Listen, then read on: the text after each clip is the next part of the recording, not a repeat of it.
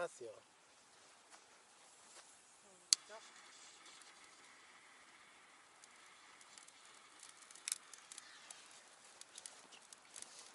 花みたいにこんな急に離れなくてもいいんじゃない？いやいやいや。なんで離れるの？これ取っとく。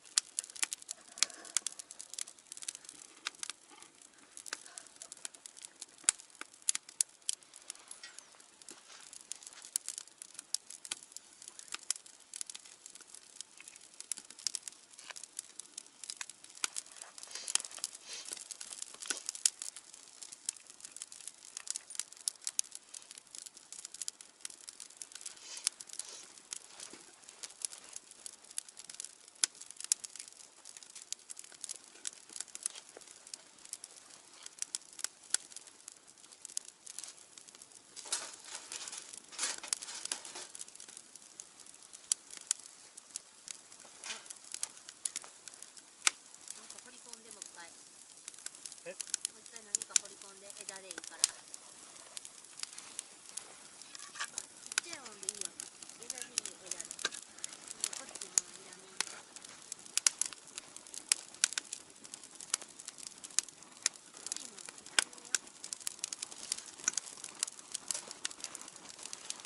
はい、カップ。オッケー。あ、ちょっと待って。もうちょっと明るくして。ラビンさんがくれるよ。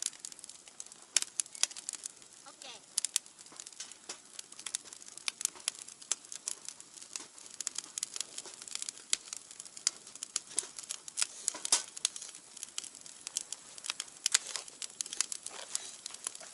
あったかいね。すごいあったかい。